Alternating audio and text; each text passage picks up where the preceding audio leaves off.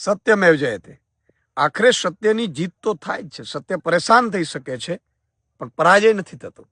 ભાજપે જે રીતે કડદા કર્યા અને ભાજપે જે રીતે કડદા કરનારાઓને જેલમાં નાખવાને બદલે કડદા બંધ કરાવનારાઓને જેલમાં નાખ્યા, ત્યારથી 54 લાખ ખેડૂતો, મજૂરો, શ્રમિકો, ભાગિયાઓ એમાં રોષ જોવા મળ્યો હતો.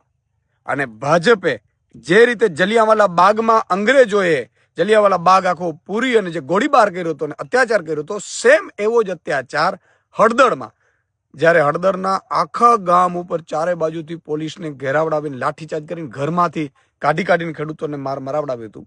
અને એ સમયે અમારા નેતાઓ રાજુ કરપડા, પ્રવીણ રામ, રાજુ બોરખતરિયા, પિયુષ પરમાર, રમેશ મેર જેવા કેટલાય નેતાઓ અમારા જેલમાં ગયા.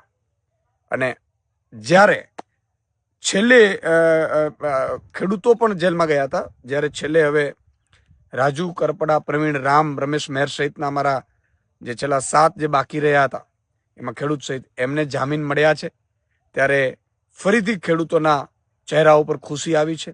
તમે જોયું હશે, પતંગ મહોત્સવ હોય કે દિવાળી હોય, બધું આ લોકોએ જેલમાં મનાવ્યું હતું. કોના માટે?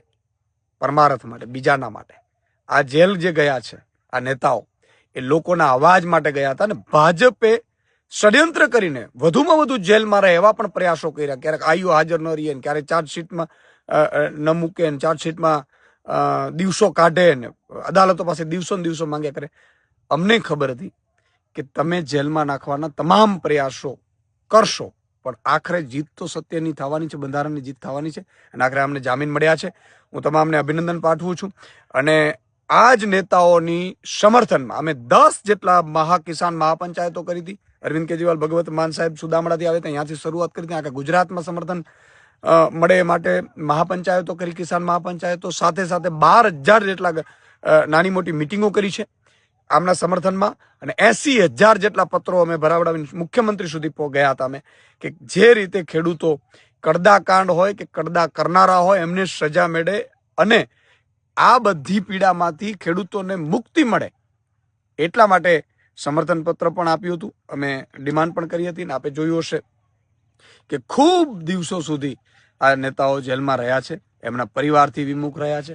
હું ખેડૂત આગેવાનો, ખેડૂતના દીકરાઓ અને ખેડૂતોને વિનંતી કરું છું, તમારા માટે લડનારા યોદ્ધાઓ ફરીથી આવે છે, ફરીથી તમારી વચ્ચે આવશે. અને તમારો અવાજ આ જ બુલંદીથી ડબલ બુલંદથી અવાજ બનશે, એની હું ખાતરી આપું છું.